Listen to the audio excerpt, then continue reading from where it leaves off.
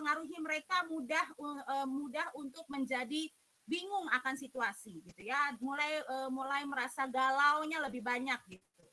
Nah, jadi di situasi-situasi itu terkadang ya itu sensitifnya itu lebih besar ya, jadi disenggol sedikit bisa marah, bisa bete dan sebagainya gitu ya.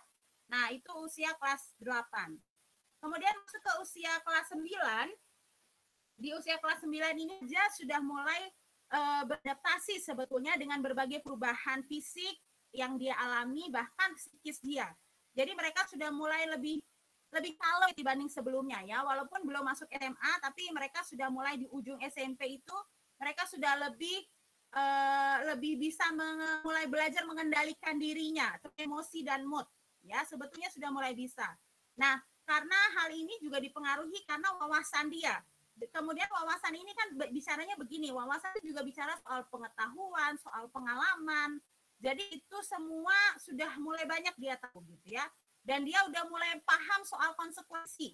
Kalau aku lagi nggak mood, tapi aku punya banyak tugas. Kalau lagi nggak mood, terus aku nggak ngerjain tugas, yang rugi siapa? Ya diriku. Mulai bisa berpikir seperti itu. Apalagi kalau dia sudah mulai lebih diarahkan untuk bisa berpikir logis gitu ya, dan rasional. Kemudian usia kelas ini juga bicara soal sesuatu itu ya sudah lebih konsisten ya. Kemudian juga sudah mulai bisa diajak membuat perencanaan masa depan ya, walaupun dalam jangka waktu paling tidak ketika SMA sampai dengan cita-cita, walaupun cita-cita belum spesifik misalnya ke jurusan atau ke profesi yang dengan berbagai hal yang detail di dalamnya belum sampai ke sana, tapi mereka sudah mulai mengenali apa sih yang mereka suka gitu, apa sih yang mereka yang menurut mereka cocok buat diri mereka, apa sih yang menjadi minatnya. Nah, itu di kelas 9 sudah mulai lebih solid ya. Sudah mulai kelihatan bentuknya. Makanya kalau kami biasanya untuk tes-tes terkait minat bakat itu paling cepat diberikannya ke SMP kelas 8 atau 9. Paling tidak 9 lah, karena dia akan masuk ke SMA gitu ya. Karena dengan asumsi bahwa kelas 9 ini ya tadi saya cerita, mereka sudah lebih banyak punya wawasan, sudah lebih banyak bisa diajak diskusi tentang masa depan ya. Nah, kemudian juga walaupun gitu pencarian jati diri di usia kelas 9 ini masih berlanjut Bapak Ibu. Jadi bahkan nanti sampai SMA pun ini masih bisa terus berlanjut walaupun dengan kadar yang sudah lebih tenang, sudah lebih bisa terkendali gitu ya. Seperti itu. Ya, jadi itu sekilas tentang kelas 7, 8, 9. Nah, tapi yang pasti di usia remaja ini mereka juga mencari sosok ya, namanya tadi saya cerita mencari jati diri. Jadi mereka mencari sosok figur yang bisa mereka contoh. Makanya sekarang di usia-usia remaja itu sudah mulai, bahkan SD akhir itu akhir SD sampai dengan SMP SMA tuh mereka sudah mulai suka artis kah, suka public figure siapakah gitu ya. Makanya K-pop banyak fansnya ya, karena remaja-remaja banyak suka sama mereka di usia-usia seperti ini. Sekaligus juga di usia-usia seperti remaja ini sampai dengan SMA bahkan atau perkuliahan di awal-awal itu mereka betul-betul bisa terkagum-kagum sama sosok-sosok yang karismatik gitu ya. Jadi makanya di usia ini sebetulnya mereka rentan untuk kalau kita lengah gitu ya, mereka rentan untuk dipengaruhi oleh pihak lain yang mungkin menyalahgunakan itu gitu ya. Nah, jadi sebetulnya diharapkan di sini kalaupun mereka punya kesukaan ya nggak apa-apa suka sama artis, tapi mengajak mereka berpikir logisnya adalah bahwa sosok yang disukai itu pun manusia biasa yang juga pasti punya kekurangan. Termasuk juga ketika orang tua sih ya artinya karena memang dari dalam dirinya sendiri orang tua menjadi sosok yang menjadi panutan buat anak itu akan lebih baik gitu ya. Walaupun tidak diada-adakan, tidak pencitraan juga gitu. Cuman artinya sosok orang tua itu akan lebih baik ketika dia menjadi contoh atau yang nyata buat anak-anaknya gitu ya. Nah, oleh karena itu di usia remaja ini juga orang tua itu perlu punya pendekatan yang enggak lagi pendekatannya lebih ke yang sifatnya sosok yang otoriter gitu ya, atau hanya bicara soal perintah boleh tidak boleh, enggak gitu lagi, tapi kepada kalau saya suka menyebut bahasanya adalah di usia ini kita bicara teamwork atau kerja dalam kelompok ya, rekan sekerja gitu. Artinya di sini juga bicara soal kesetaraan. Bahkan ketika kita melatih soal disiplin dan tanggung jawab, itu yang dilakukan bersama-sama. Jadi nggak cuma kita orang tua yang ngasih arahan untuk anak melakukan A, B, C, dan D soal aturan di rumah, tapi orang tua juga ikut terlibat di dalamnya. Bahkan ketika kita mau menerapkan konsekuensi, orang tua pun ikut mendapat konsekuensi apabila tidak melakukan hal yang sudah disepakati bersama oleh anak, gitu, bersama dengan anak, gitu ya, bersama dengan remaja. Nah, jadi di situasi remaja ini memang unik. Mau tidak mau kita harus bicara soal tarik ulur, terkadang seperti itu, ya. Tapi yang pasti kembali lagi seperti di SD saya mengajak orang tua untuk mengenal anak, maka di SMP pun pengenalan orang tua terhadap anak itu masih terus harus berjalan. Karena walaupun mereka mengalami perubahan, tapi tetap mereka punya kepribadian. Nah, itu yang perlu untuk kita kenali sejauh mana kepribadian anak kita seperti apa, karakternya kayak gimana, potensi yang dia miliki apa, bakat atau minat yang dia miliki apa gitu. Bahkan gaya belajarnya dia itu seperti apa, sampai kepada titik bahwa kita menerima anak kita dengan apa adanya dia, dan yang pasti menerima dia juga dengan segala kekurangan termasuk kelebihan. Jadi kadang-kadang di usia, jadi bisa dibilang di usia remaja ini pun kita mengedepan soal apa yang menjadi kekuatan kamu. Apalagi di masa-masa mereka mencari jati diri, jangan sampai mereka menangkap lebih banyak hal-hal yang kurang dari dalam diri mereka, tapi mereka lupa bahwa ada hal yang jauh lebih positif yang mereka miliki. Ya, mungkin begitu Bapak Ibu yang sedikit saya bisa sharing. Untuk selanjutnya saya kembalikan ke Ibu Moderator, Kak Nova, saya kembalikan lagi pada dirimu.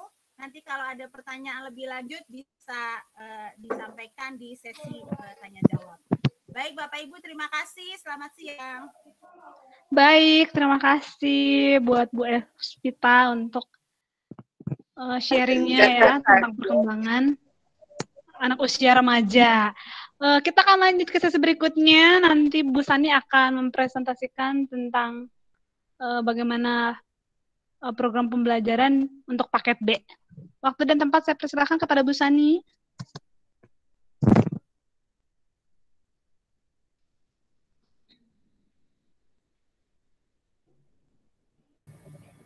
Ya, selamat siang Ibu-Ibu, mungkin juga ada Bapak-Bapak atau ada siswa-siswa. Senang kita bisa bertemu kembali di saat ini ya dengan pertemuan di Google Meet. Salam kenal juga untuk orang tua yang baru bergabung di Pewaris Bangsa. Jadi senang bisa bersama-sama kita membahas tentang pembelajaran di usia SMP khususnya ya.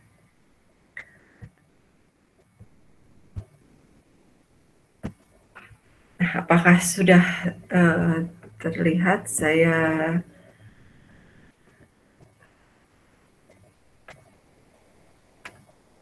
Apakah sudah terlihat? Sudah ya. Jadi saya lanjut kita tentang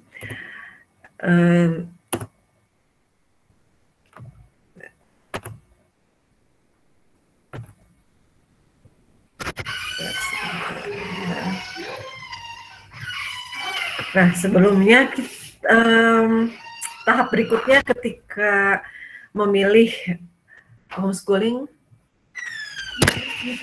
Belum mute? Mute dulu. Oh, sebentar ya. Saya. Nah, layarnya kepotong lagi. Oh, sebentar, ini ada masalah teknis. Mau dibetulin katanya layarnya terpotong. Sebentar ya, Bapak, Ibu, mohon maaf, minta waktu, ini ada masalah teknis. Ini kan ya? Ini kan? Ya. Oke. Stop sharing first. Sebentar ya, Bapak Ibu ya. Lagi dibetulin dulu katanya.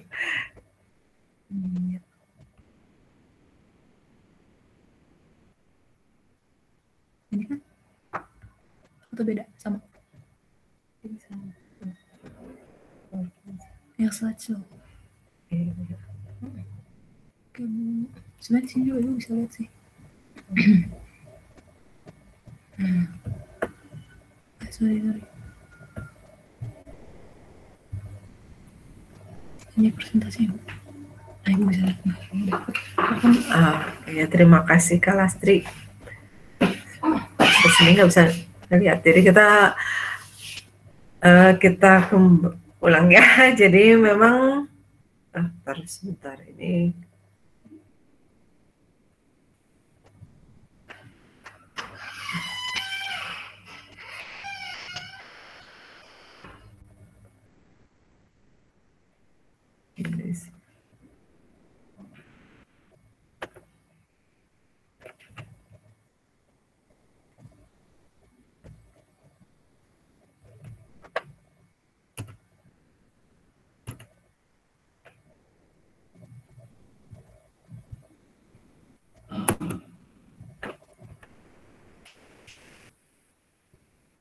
Dan ini kayaknya mungkin Kak Lastri bisa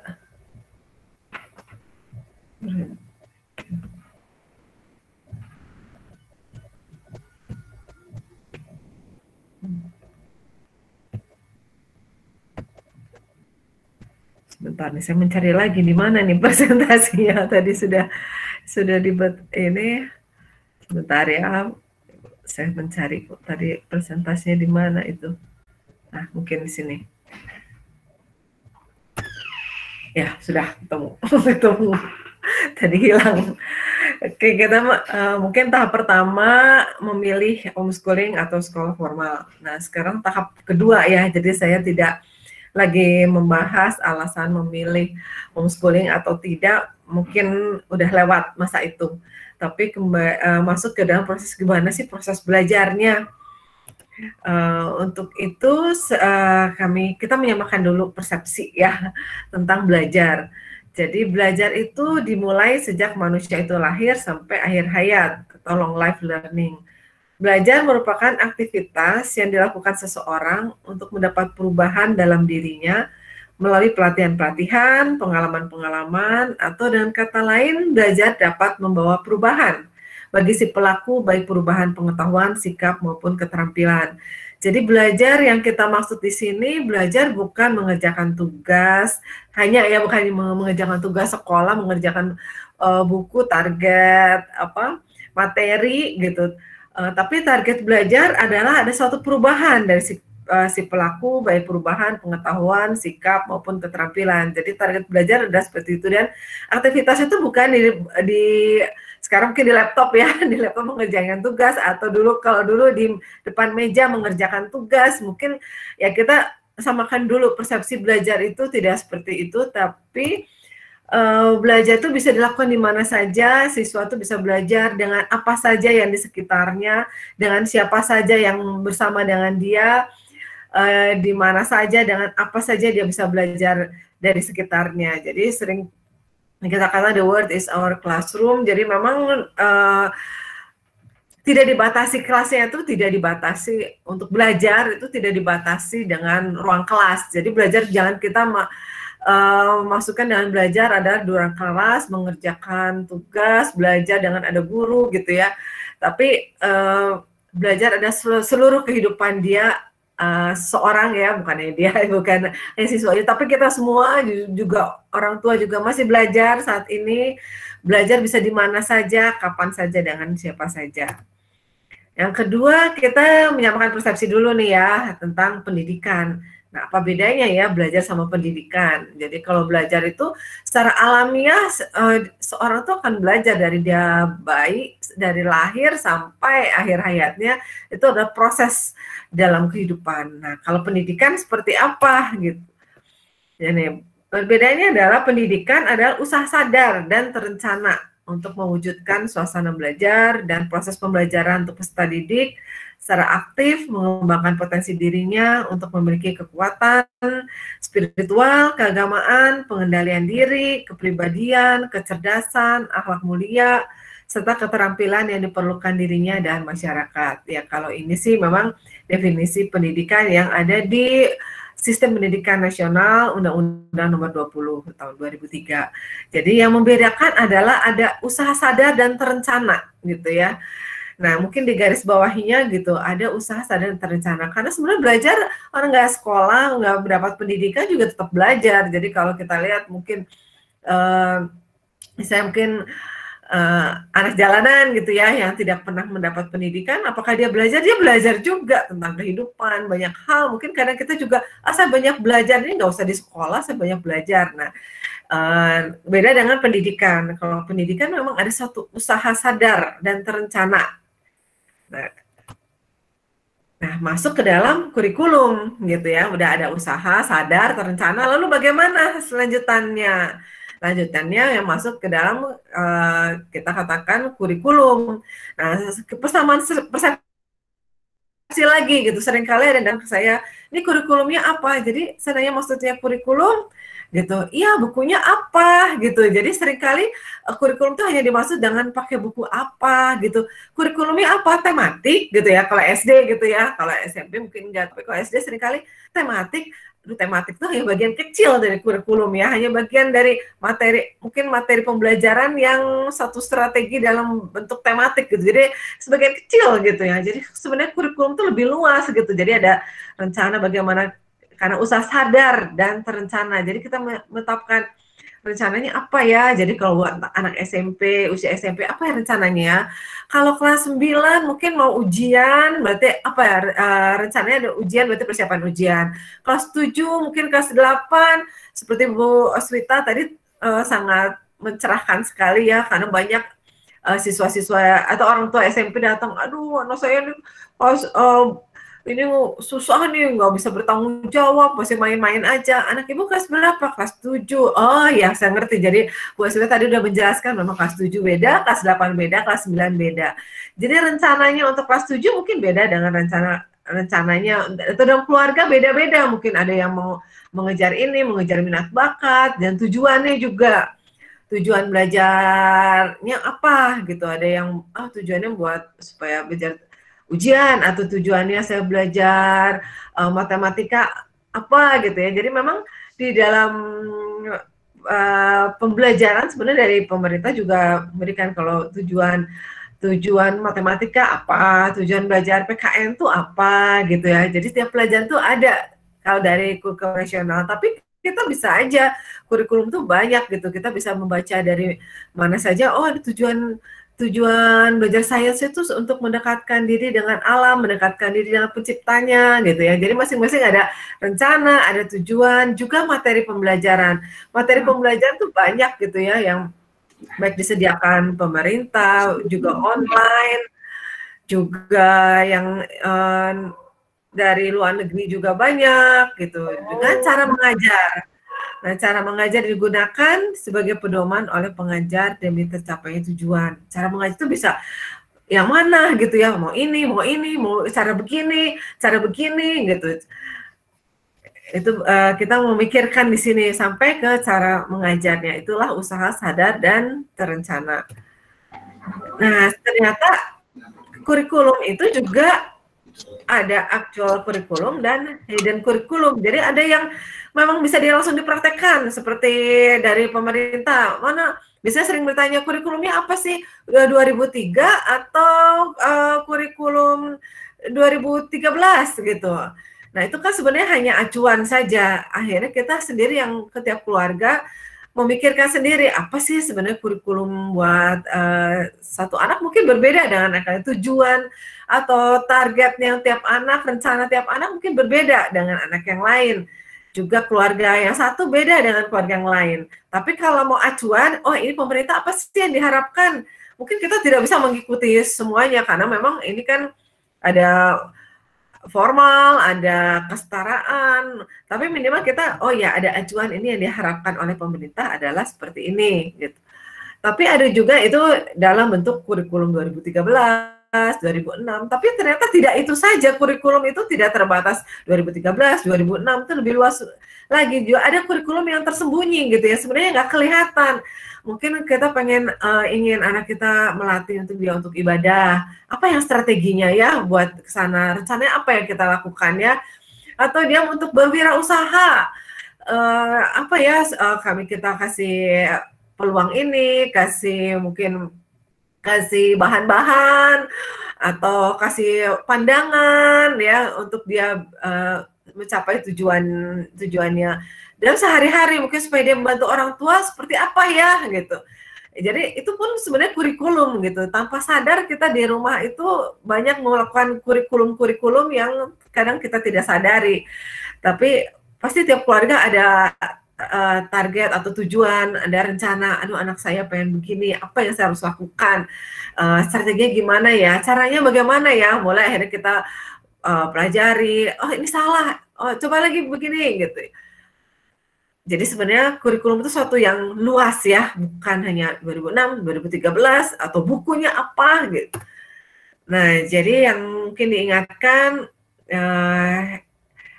ya tiap anak mungkin berbeda-beda, memang pasti berbeda-beda, bukan mungkin saja ya. Seperti Bu Aswita katakan, kenalilah anak-anak. Ketika kita mengenal anak-anak, baru kita memikirkan ini kurikulumnya apa ya buat dia ya, cocok dia itu buat apa ya. Nah, jadi kurikulum itu seperti orang yang memasukkan bola ke gol. Kadang mereka mengukurnya untuk target berapa jarak dia harus menendang bola untuk masuk ke gol. Kadang di tengah jalan salah gitu, kadang ke kiri. Enggak juga, terus ke kanan. Enggak juga, strategi begini, pakai kaki, pakai ini gitu ya. Akhirnya gol gitu. Nah, itulah satu pandangan tentang kurikulum adalah seperti itu. Kita punya satu target, kita punya satu tujuan, ada goalnya. Nah, kita mulai mencoba ke kiri, enggak, salah ke kanan. Coba metode ini, cara ini, gitu. Tapi akhirnya ya goal, gitu. Nah, itulah satu ilustrasi tentang kurikulum. Nah, ini kemarin saya nggak bagikan, tapi tadi malam ada yang menghubungi saya, seorang teman saya menghubungi, coba dong bagiin lagi nih, kayaknya masih banyak nih yang masih bingung antara homeschooling sama school at home. Jadi sekarang memang belajar di rumah itu sudah sesuatu yang biasa. Kalau dulu di sini saya lihat juga yang hadir di sini banyak pelaku-pelaku homeschooling yang sudah lama, nanti silakan berbagi. Mungkin seringkali dipertanyakan ya, kamu kok nggak sekolah, anaknya nggak sekolah gitu, kok di rumah aja gitu. Jadi untuk menjelaskan bahwa belajar bisa di rumah itu membutuhkan penjelasan yang cukup panjang gitu. Tapi sekarang sudah biasa, oh ya ternyata semua melakukan hal yang sama, belajar di rumah. Jadi tapi apa bedanya homeschooling dengan school at home? Nah itu masuk juga dengan proses belajar yang menyangkut di komunitas homeschooling gitu ya. Jadi kalau homeschooling dan school at home itu sama ya, orang tua tuh berperan. Nah hanya bedanya kalau di homeschooling orang tua sebagai learning manager, sebagai kepala sekolah atau direktur kegiatan anak. Jadi yang mengatur semuanya itu orang tua. Silakan kalau udah usia remaja, kata tadi Bu Aswita katakan, mungkin udah kelas 9, udah bisa diajak diskusi menjadi teamwork ya. Kalau masih SD mungkin masih sepenuhnya orang tua yang mengatur begini.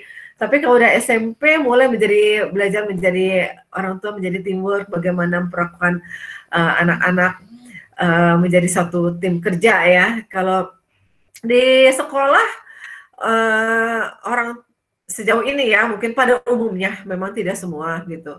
Orang tua tetap terlibat, memfasilitasi, membantu tugas-tugas yang diberikan oleh sekolah melalui program sekolah.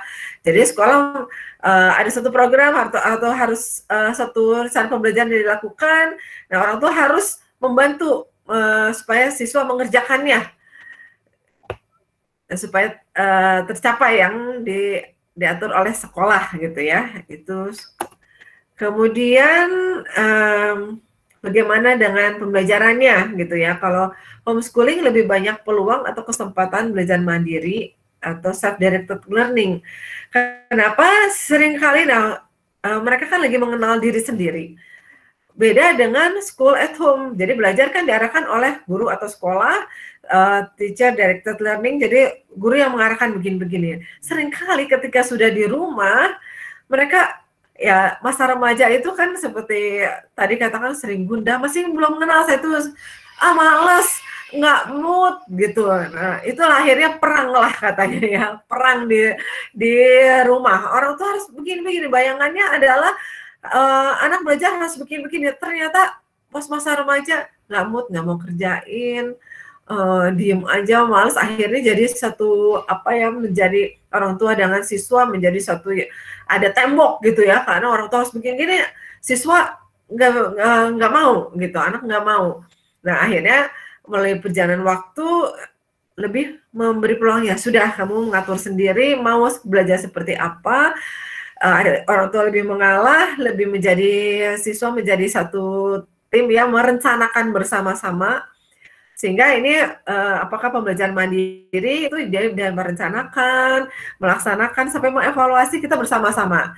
Siswa diajak bersama-sama untuk merencanakan, juga untuk melaksanakan sampai kepada evaluasi. Walaupun mungkin kalau masih kelas 7 mungkin masih bingung ya, katanya belum banyak pengalaman gitu, tapi kita perlahan-lahan memungkinkan untuk itu. Tapi kalau sekolah ya nggak mungkin ya, mau nggak mau kerjakan, terserah kamu merencanakannya, ya nggak bisa aja, target segini harus kerjakan, harus selesaikan.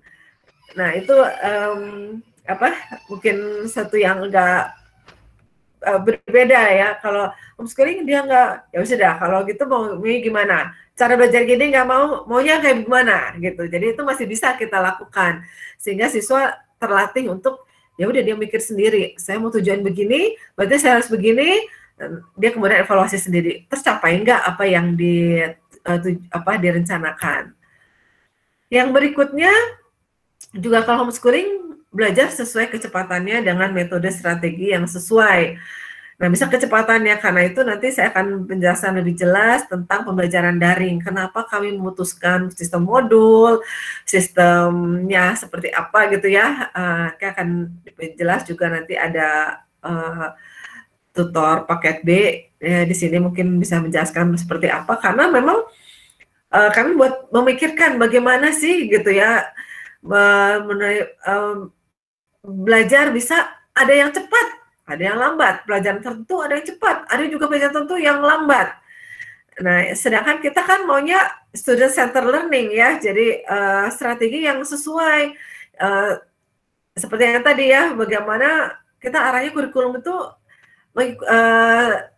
ikutin anak gitu.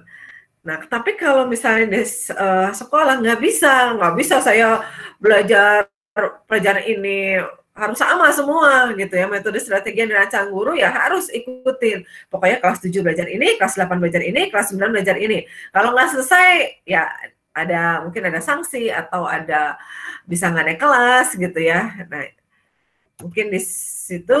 Nah, bagaimana di komunitas homeschooling pewaris bangsa, sebelumnya saya perkenalkan dulu. Ini ada guru-guru saya yang dalam perjalanan di komunitas pewaris bangsa, saya punya guru-guru yang mengajarkan saya bagaimana mencari metode, mencari pola. Makanya kadang kami tiap tahun harus evaluasi gitu. Ya, saya sendiri belajar banyak dari ini. Ada guru-guru saya perkenalkan, ini guru saya. Guru saya ini ada 5 anak saya gitu ya. Inilah guru-guru saya yang banyak mengajar saya, terutama akhirnya pola di pembelajaran. 5 anak punya 5 karakter, juga 3 ya SMP ya, saya melalui SMP dengan melalui tahap SMP untuk tiga anak gitu ya, saya yang ini seperti ini, yang ini kayak gini, yang ini seperti ini, sehingga akhirnya kami punya garis benang merahnya kata itu, seperti inilah, sehingga bisa di metodenya apa yang kami cari. Nah, ini saya berguru dari 5 anak ini, saya banyak berguru, saya banyak belajar dari mereka. Jadi sehingga kami menetapkan untuk tahun 2020 ada tunggal. Nah, ini mungkin yang lama-lama kenal, cukup mengenal ya, ini Izan ya, contohnya dia mengambil tunggal, dia sendiri yang mengatur, mungkin bersama dampingin oleh keluarga. Saya hari ini mau belajar matematikanya integral, saat itu 11 tahun. Hari ini saya mau belajar ini, hari ini saya mau belajar ini. Kadang online kan tidak harus dari komunitas, saya mau belajar dari buku, kadang dia pergi ke ikut kuliah SIT sit-in ya di ITB, ada seminar-seminar, dia ikutin sendiri, dia menetapkan sendiri saya mau ikut ini gitu ya. Nah, keluarga mungkin untuk SMP yang banyak harus mendampingi, mengarahkan, walaupun akhirnya bersama-sama menetapkan rencana, tujuan, materi pembelajarannya, juga cara mengajar yang digunakan juga, cara mengajar yang digunakan juga evaluasi. Nah, yang kedua, seringkali yang tunggal datang pada kami, aduh bantu dong soal evaluasinya bagaimana. Masa kami sendiri sih? Nah, seringkali kami menolak ya, di komunitas menolak. Kami kan nggak tahu cara belajarnya gimana, apa yang dipelajari kami nggak tahu, sedangkan harus menilai, sedangkan penilaian itu sebenarnya ada proses pengamatan ya dari proses belajar. Kami nggak tahu apakah dia cara belajarnya gimana. Biasanya selama ini kami menolak. Tapi dengan daring ini, kami berharap bisa membantu dalam proses penilaian, karena di situ ada modul, ada tugas modul, terus ada tugas, sehingga ketika kami diminta untuk membantu menilai oleh orang tua, kan orang tua manajer ya, jadi orang tua kepala sekolah, kami hanya memfasilitasi. Nah, si kepala sekolah ini minta tolong dong menilai anak saya, apa yang dinilai gitu. Kalau misalnya dia mengerjakan tugas di daring, ini kan kami bisa, oh ya, ini kami berdasar penilaian kami punya gitu. Kalau misalnya nggak ada dasar penilaian, kami kan nggak bisa menilai gitu. Jadi maaf, kami menolak para kepala sekolah karena kami tidak tahu, kami tidak kenal anaknya. Nah, untuk itu kami sediakan ada homeschooling tunggal dengan mengambil modul dan soal penilaian dari komunitas yang melalui Google Classroom, Kuiper, dan Zenius. Mungkin nanti lebih bahas lebih mendalam, nanti kita tanya jawab. Berikutnya ada yang datang juga nih, para kepala sekolah datang, anak saya mau dong belajar bareng sama-sama, di rumah bete nih gitu, kalau ada temennya dia lebih senang, apalagi di usia remaja itu kan seperti ya tadi juga ya, terima kasih Bu Aswita banyak mencerahkan juga ya, ada usia dia lebih perhatian ke temennya gitu, jadi kalau di rumah dia lebih pengen belajar bersama teman, lebih semangat gitu kalau ketemu teman. Ya udah, kami menyediakan, ya udah kita belajar bareng yuk di komunitas. Nah, sekarang dalam masa belajar jarak jauh ini, di mana tidak boleh mengumpulkan atau tidak boleh berkegiatan untuk peserta yang cukup banyak, ya kita menyediakan komunitas daring. Komunitas tapi daring, jadi tetap bisa bertemu dengan teman-teman, ada tutornya, ada interaksi, jadi tatap muka itu interaksi dengan tutor, bisa menyapa, bisa melihat wajahnya, bisa ngobrol, bisa curhat gitu dengan tutor, dengan teman-temannya juga. Juga kalau misalnya dia nggak ngerti, dia bisa di situ diskusi dengan tutor. Oh, tutor bisa menjelaskan seperti ini gitu ya. Karena memang untuk SMP mungkin ada beberapa yang pelajaran saya masih sulit nih untuk orang tua dampingi. Itu siswanya kadang bete nih sama orang tuanya gitu. Jadi kalau mau sama tutor dia lebih senang gitu, mungkin lebih enak untuk curhat mungkin gitu ya. Tapi walaupun kami mengharapkan orang tua bisa mengenali anaknya, sehingga tidak ada kasus-kasus bahwa siswa bete gitu ya dengan berantem gitu ya. Berantem itu sebenarnya karena siswa tidak mengenal orang tua juga tidak mengenali. Jadi karena itu tipsnya itu ya, PR-nya adalah cobalah mengenali supaya tidak ada gap gitu ya. Jadi sebenarnya tutor di sini kami tidak mau mengambil alih si orang tua, kami hanya membantu fasilitasi. Tetap orang tua sebagai kepala sekolah, sebagai manajernya ya, kami hanya membantu menolong orang tua kalau ada yang dibutuhkan. Juga ada pembelajaran mandiri sama dengan yang tunggal di Google Classroom, Kuiper, mereka bisa kerjakan sendiri, bisa dengan kecepatan sendiri, bisa kapan kerjakannya, bisa juga.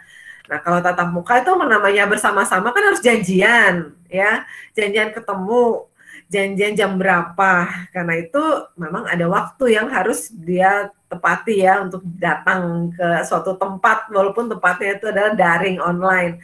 Karena menyangkut ya konsekuensinya itu ya, menyangkut teman, menyangkut tutor, menyangkut banyak orang. harus janjian, ada jadwalnya. Kalau dia tidak sesuai jadwal ya sudah, dia tidak bisa bertemu dengan teman atau dengan tutor. Itulah yang komunitas daring. Mungkin sampai sekian dulu penjelasan saya. Mungkin nanti saya kembalikan ke moderator. Mungkin nanti silakan dalam diskusi atau dalam tanya jawab, silakan saya serahkan kembali kepada moderator.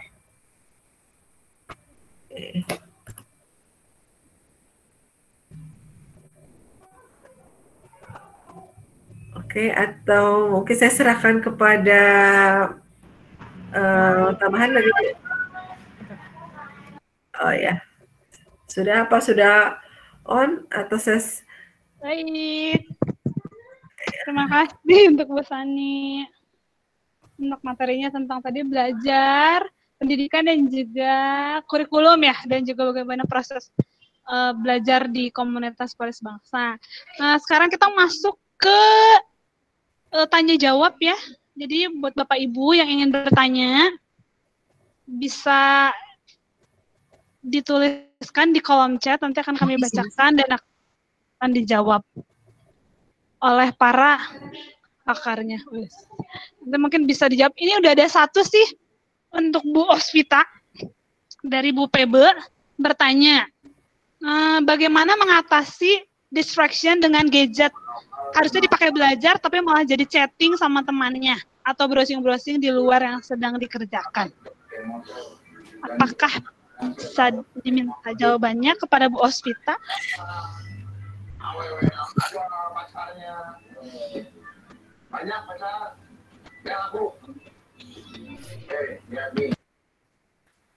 Ya, suara saya terdengar? Terdengar. Aman. Iya, kalau soal distraction itu, ya itu challenge banget ya di saat-saat sekarang ya Bapak Ibu. Ketika maksud hati baik memberikan gadget untuk dimanfaatkan dalam kegiatan belajar, yang ada mungkin jadi godaannya besar untuk dimanfaatkan ke hal di luar pelajaran gitu ya. Nah, kembali lagi kalau kita bicara untuk untuk remaja, yang tadi saya sampaikan itu tentang didiskusikan, dibicarakan tentang aturan atau yang disepakati bersama tentang penggunaan gadget itu. Kalau misalnya di luar dari yang seharusnya, maka ada konsekuensi yang diberikan gitu. Dan itu konsekuensinya disepakati bersama. Ya kesannya kayak ini ya. Jadi disinilah walaupun kita as a teamwork gitu di dalam relasi dengan anak remaja kita, tapi di satu sisi yang lain kita kan tetap sebagai orang tua ya. Jadi tetap memegang tongkat sebagai orang tua. Jadi lebih kepada juga mengajak anak bicara tentang konsekuensi tadi. Misalkan kalau gadget yang harusnya digunakan hanya waktu 3 jam dalam untuk urusan kegiatan belajar dia. Nah, sesudah batas waktu itu ya sudah selesai gitu. Jangan digunakan lagi gadget itu untuk hal yang lain. Tapi kalau kemudian ketahuan, kasih kesempatan dulu, ditanya kenapa, ya didiskusikan, dibicarakan, dipastikan lagi bahwa apakah anak paham dengan konsekuensi itu gitu, alasan dia kenapa. Jadi kita benar-benar coba untuk mendengarkan dia juga ya, jadi nggak serta-merta kasih konsekuensi, nggak gitu. Nah tapi sesudah itu kalau masih dilakukan lagi, nah baru berikutnya kita bicara soal apa nih yang mau dilakukan kalau kamu masih begitu gitu. Nah itu kan sesuatu yang saya nggak mau langsung bilang harus begini enggak, tapi kadang-kadang mengalirnya adalah ketika dibicarakan bersama dengan anak remaja kita gitu. Seperti itu sih Bu Febe soal itu gitu kalau menurut saya. Mungkin ibu-ibu atau bapak-bapak yang lain ada tambahan ide, silahkan bisa disampaikan juga mungkin, atau pengalaman keseharian dengan anak-anak remajanya.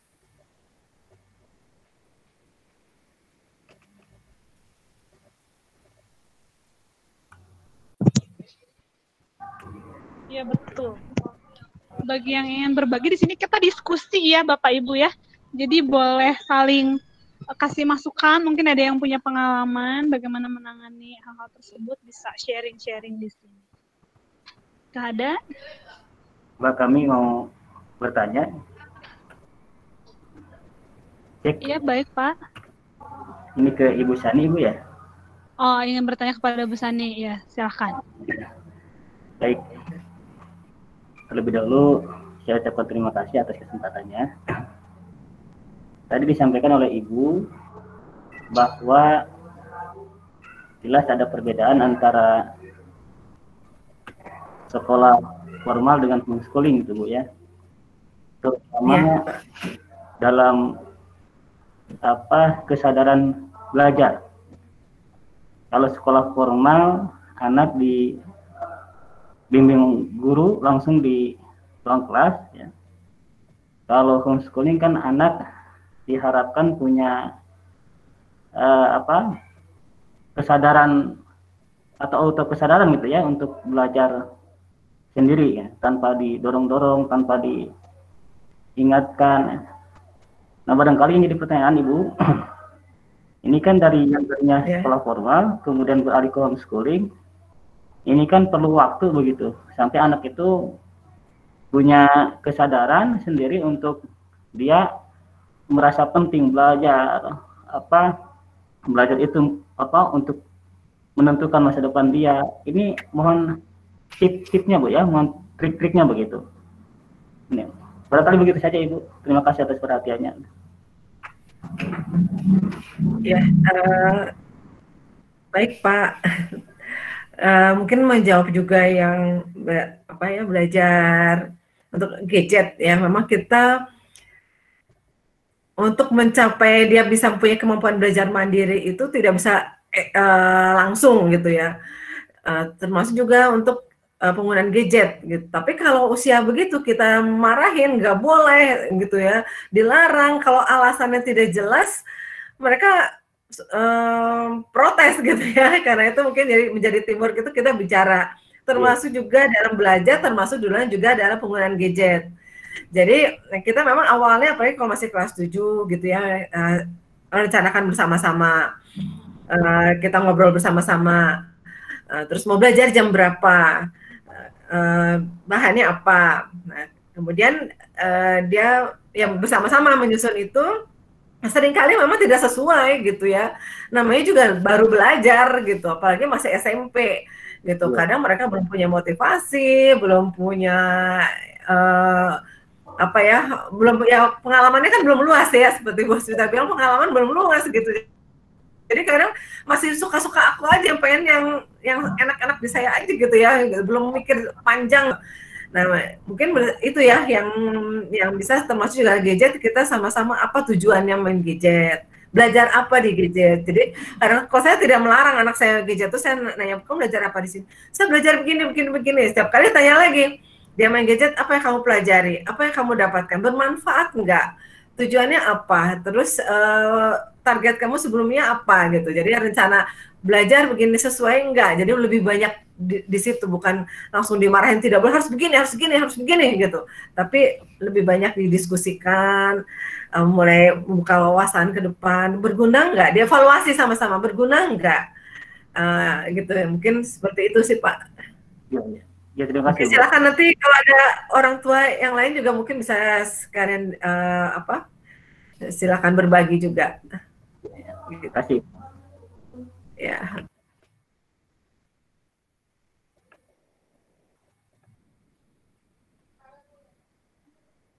Baik, adakah lagi yang ingin bertanya? Atau ini ada pertanyaan sih, ini kayaknya teknis deh. Bisa dijawab oleh Bu Sani. Bu mau tanya bagaimana? Mau ikut ujian paket B, daftarnya sekitar hari apa? Mungkin maksudnya kapan bisa mendaftar untuk ujian paket B mungkin pesannya. Ya mungkin kembali ke pesan persepsi gitu ya kita.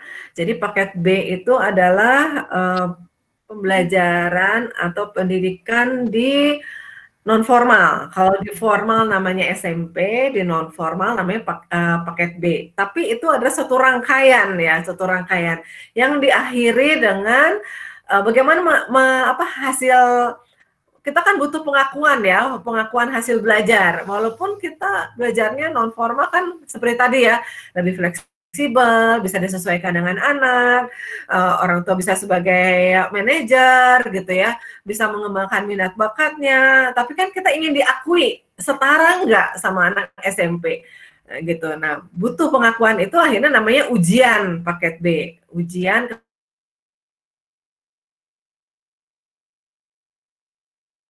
bukan hanya dari tes saja, tapi satu rangkaian belajar kelas 7, kelas 8, kelas 9 gitu ya. Sama dengan SMP, paket B adalah ada kelas 7, kelas 8, kelas 9, walaupun ada namanya agak berbeda tingkat, kalau nggak salah tingkat kelas 7, 8 itu tingkat 3, kelas 9 itu tingkat 4, tapi itu hanya penamaan aja, tapi 3 tahunnya itu sama gitu. Jadi kalau ditanya ujian paket B daftarnya sekitar hari apa, itu tidak ada pendaftaran gitu. Itu pendaftaran kecuali daftar proses belajar, pembelajaran paket B atau pembelajaran homeschooling. Ya, karena kalau homeschooling kan masuknya ke dalam informal non formal.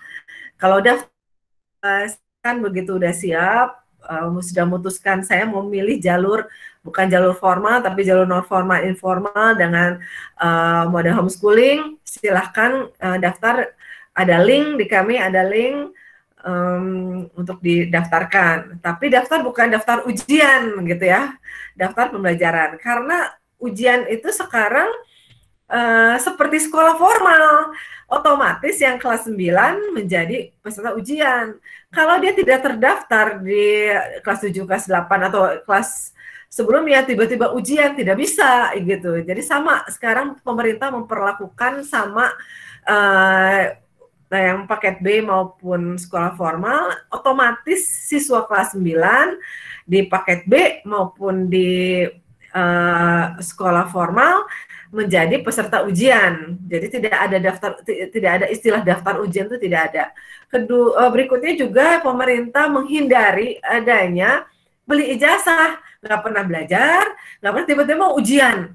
Loh, ujian itu kan menguji hasil proses belajar yang selama ini gitu. Proses belajar selama ini seperti apa? Kok tiba-tiba ujian? Nah, hasil belajarnya gimana? Dari yang mana nih gitu? Apa yang dinilai nih? Nggak bisa tiba-tiba langsung ujian gitu. Mungkin semoga bisa cukup jelas. Jadi memang tidak ada daftar ujian, istilah daftar ujian itu tidak ada, karena memang sangat dihindari oleh pemerintah untuk kasus-kasus yang tidak pernah belajar pendidikan ya, tidak ada pendidikan seperti tadi ya, ada usaha belajar saya salah belajar itu sebenarnya bisa semua di mana aja. Tapi tidak ada pendidikan ya. Pendidikan itu ada suatu usaha sadar dan terencana, tiba-tiba mau dapat ijazah gitu. Nah, itu kan harus dinilai, proses belajarnya itu harus dinilai. Jadi itulah, semoga bisa menjawab untuk Bu Yuke, apakah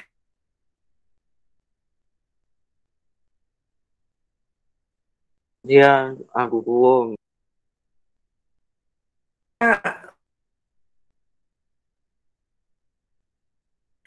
Memang menyamakan persepsi ya. Seringkali di masyarakat memang seperti itu. Nanti homeschooling, nanti tinggal daftar aja ujian. Nah, itu yang ditakutkan oleh pemerintah. Tidak jelas belajarnya, tahu-tahu ujian. Karena itu pemerintah ingin terdaftar itu dari awal, supaya jelas proses belajarnya seperti apa. Ya, dihindari seperti itu, tidak ada banyak, karena banyak kasus-kasus hanya untuk ijazah gitu. Gimana Bu Yuke? Apakah ini Bu Ya, Yuke? Oh, ini ya. Oh, Bu Yuke Mama Beni. Mungkin Beni yang nanya. Ya, mungkin Beni kan sudah kelas 9, otomatis tidak usah daftar-daftar. Tapi kami biasanya tanyakan komitmennya, apakah karena homeschooling itu fleksibel, manajer learningnya adalah orang tua.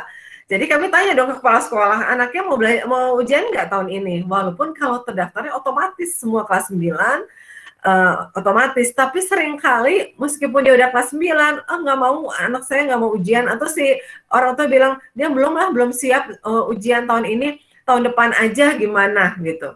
Biasanya kami akan tanyakan komitmen konfirmasi ulang gitu.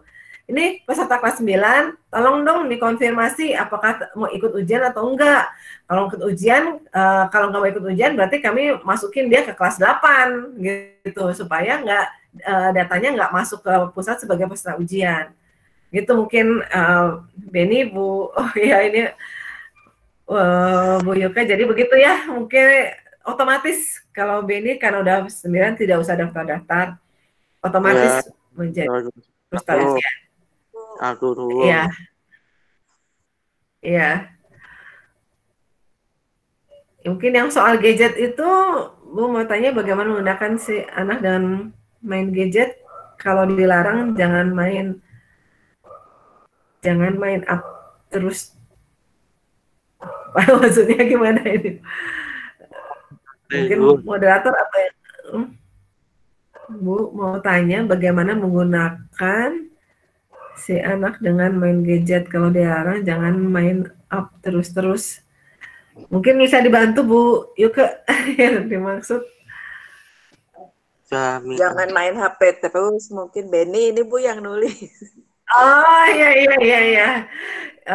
Jadi main HP terus. Kalau dilarang tidak mau gitu. Karena main HP terus gitu ya. Bagaimana melarangnya supaya tidak main HP terus gitu ya? Mungkin gitu. Atau Bu Osvita mungkin bisa membantu lagi. Atau yang lain silakan bertukar. Nah, masalah ini mungkin Bu Osvita sering ya. Pertanyaan seperti ini mungkin sering. Jadi silakan. Kayaknya udah mau menjawab. Silakan Bu Osvita. Iya, ya sebetulnya kalau saya sih kembali lagi ke kita mengenali anak remaja kita gitu ya, Bapak Ibu, bahwa di usia mereka ketika kita seperti yang tadi Ibu Sani sudah sampaikan, ketika kita datang dengan pendekatan yang otoriter gitu ya, yang langsung memberi hukuman, langsung menegur dan sebagainya, yang mengarah ke otoriter, lebih si anak justru menjadi berjarak dengan kita gitu. Nah, padahal di satu sisi yang lain, kita ingin tahu sebenarnya apa sih yang dia lihat di HP sehingga HP itu jauh lebih menarik gitu ya, dibanding melakukan aktivitas yang lain gitu.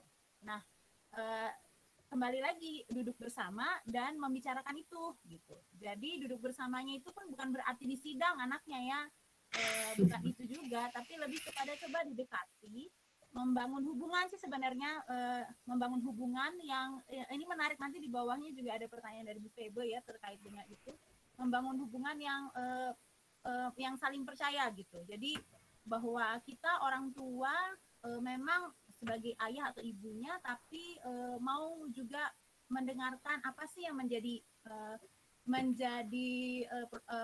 problem atau sesuatu yang dipikirkan oleh anak gitu ya, sehingga dibahas kenapa sih kamu harus gadget terus, emang ada apa di situ gitu, boleh dong sharing gitu. Jadi benar-benar bawaan kita sudah lebih ke posisi sebagai teman gitu, karena memang di usia remaja ini ya kita membangun bondingnya justru dengan cara seperti itu, walaupun itu tidak mudah karena bertahun-tahun ya kita sebagai tongkat orang tua, perannya sebagai orang tua ya, yang mungkin kesannya kayak memberi arahan dan aturan, padahal lebih dari itu kan, orang tua juga bisa berperan sebagai sahabat anak gitu.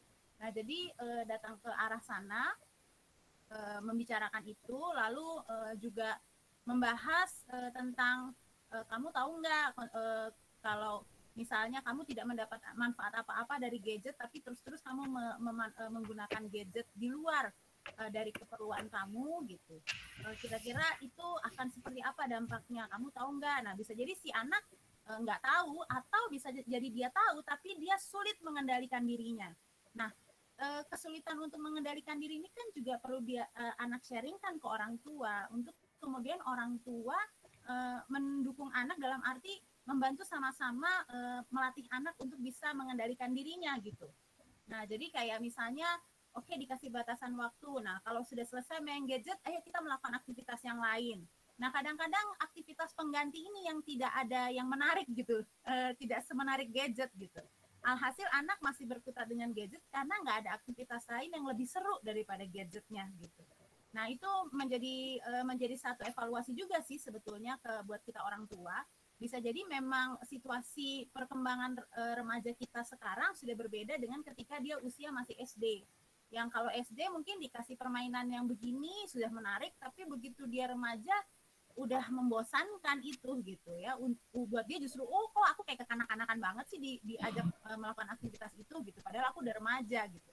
Nah, jadi buat saya apalagi dengan misalnya ya mungkin Bapak Ibu yang sudah punya anak remaja dan mencoba menyelami mereka, disitulah ketika mencoba menyelami itulah kemudian mulai ada keterbukaan, kedekatan hubungan yang membangun sampai kepada trust. Kalau saya langsung ngaitin ke pertanyaan Ibu Febe ya, walaupun memang nanti itu ada lebih lanjut lagi yang akan saya sampaikan. Nah, tapi terkait dengan gadget kembali lagi dibicarakan bersama sih Bapak Ibu, bahkan termasuk dengan ketika anak melakukan pemberontakan terhadap aturan yang kita berikan pun mungkin tidak langsung memberikan konsekuensi, tapi lebih kepada membahas itu dulu. Apa sih masalahnya? Kenapa dia begitu?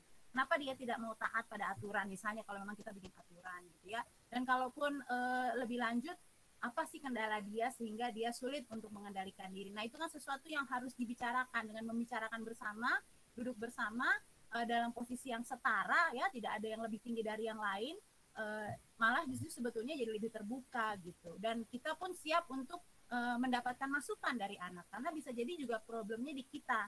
Mungkin si anak sebetulnya pengen ngobrol, tapi kita juga sibuk dengan aktivitas atau pekerjaan yang lain. Nah, hal-hal seperti itu. Jadi kan banyak hal yang mempengaruhi anak ini gitu untuk berkutat dengan gadgetnya terus. Ya mungkin itu dari saya sedikit ya. Mungkin Bapak Ibu yang lain mau menambahkan, mangga silakan. Oke, ini masih.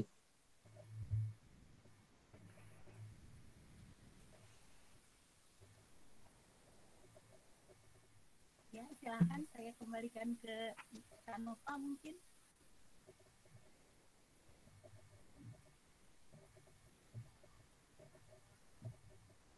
Mungkin tadi ini ada tambahan dari Bu Fancy ya, bisa dibaca sama-sama di grup chat. Tentang pernah belajar bila melarang sesuatu, kita sediakan alternatif lain yang sama menariknya untuk anak kita. Anak usia 13 tahun juga begitu, Bu, sampai moodnya marah-marah terus. Akhirnya kami bicara dan kegiatannya kami gantikan dengan menyediakan art supply untuknya karena dia suka art. Oh, ya. Pengalihan.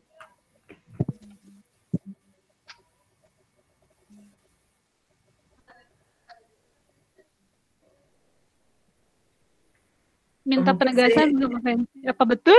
Bu Fancy bertanya, apa betul dengan yang dilakukan? Iya. Ya, artinya kalau menurut saya sih itu bisa jadiin menjadi salah satu alternatif juga ya Bu. Jadi kembali lagi kalau dari yang disampaikan Ibu Fancy ini, artinya kan kita sebagai orang tua membuka ruang bercerita ya, sharing dari hati ke hati dengan anak gitu. Karena sebetulnya di usia remaja pun mereka hanya butuh didengarkan terkadang dan butuh dimengerti. Karena mereka pun sendiri sedang bingung dengan dirinya gitu kadang-kadang di situasi tertentu ya. Jadi mereka sedang mencari, jadi dia hanya butuh penerimaan. Nah, kadang-kadang kita datang, apalagi kalau misalnya ya contohnya anaknya yang punya 2 anak atau punya 1 anak, tapi ketika SD kita masih lebih nyaman gitu ya, karena kita masih bisa atur dia. Tapi begitu dia remaja, kita nggak mengikuti keremajaan dia. Bukan berarti kita menjadi orang tua yang sok-sok remaja, nggak gitu. Tapi artinya pola pikir dia tidak kita benar-benar selami, tidak benar-benar kita mengerti. Jadi pendekatan kita masih sama dengan ala waktu dia masih SD, sedangkan dia sudah remaja gitu, sudah SMP misalnya. Nah, hal-hal itu berarti kita sebagai orang tua butuh kesediaan untuk merendahkan diri lah, dalam arti ya merendahkan hati untuk mau memahami anak kita yang remaja ini gitu. Ya, jadi supaya kita bisa ketemu apa sih sebetulnya yang dia inginkan atau apa sih yang sedang dia cari-cari dalam pikirannya gitu ya. Hal-hal seperti itu. Iya, ini bisa juga.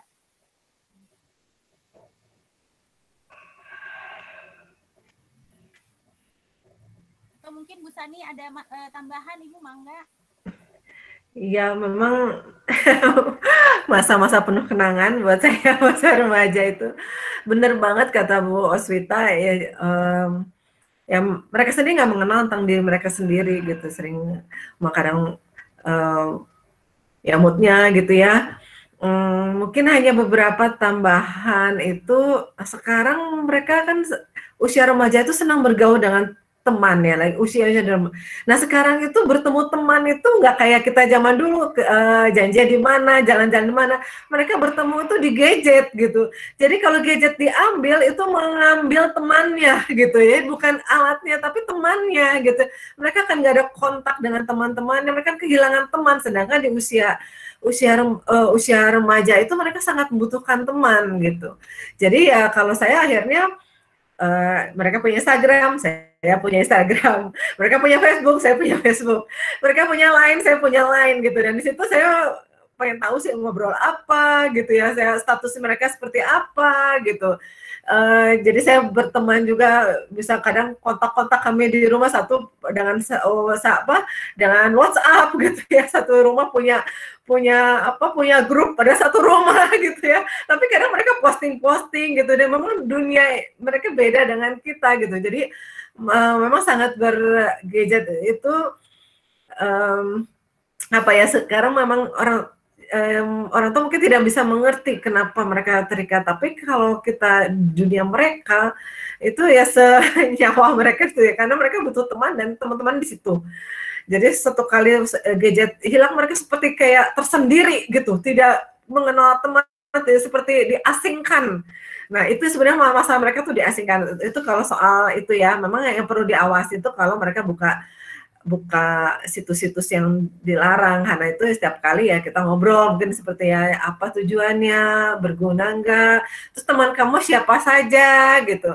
Nah yang itu supaya keterbukaan itu ya, kita jangan langsung menghakimi ya. Saya juga banyak belajar sih, bukan saya banyak belajar juga, katanya dengan nada, dengan tatapan itu kadang mereka bilang gitu, pasti udah, kalau saya cerita ke mama, dia pasti udah salah, kamu pasti salah gitu ya. Jadi saya berusaha untuk tenang gitu ya, jangan berpikir positif dulu. Saya selalu bilang berpikir positif gitu. Karena kan tanpa sadari kita udah langsung ngejudge gitu ya, kamu langsung pikir kamu salah benar gitu ya. Nah seperti Bu Aswita bilang, benar, mereka kalau udah dengerin aja gitu. Nah di situ akhirnya mereka tahu sendiri kok mereka salah enggaknya, tahu sendiri. Jadi kalau saya bilang kamu gini-gini, udah tahu, sebenarnya udah tahu gitu, cuman ya kenapa kamu nggak lakukan? Ya gitu lah, namanya anak remaja ya gitu. Jadi kalau dinasihati panjang-panjang, mereka bilang udah tahu gitu. Cuman ya kenapa nggak lakukan? Ya itulah, ya mereka belum mengenal diri sendiri. Kenapa saya nggak mau ya? Kenapa saya malas ya? Mereka sendiri juga nggak tahu gitu. Nah tapi udah lewat itu kan, itu kalau saya menghadapi anak-anak orang tua yang remaja gini, tenanglah, nanti akan dilalui, tenang, masa ini akan dilalui. Yang penting cinta dan doa dari penerimaan itu dari orang tua akan terlalui gitu. Mungkin itu yang kalau di schooling, ya mungkin saya cerita sedikit cukup panjang karena memang ada anak saya yang dari SD-nya di formal, kemudian SMP-nya homeschooling. Walaupun kita sudah merencanakan kita belajar jam segini sampai jam segini, tapi dia sering melanggar dan dia tidak mau sama sekali untuk belajar. Nah, dia kegiatan sendiri, tapi apa yang saya mengamati apa yang dia kerjakan, dia cari buku-buku matematika, dia cari buku-buku novel yang tebal.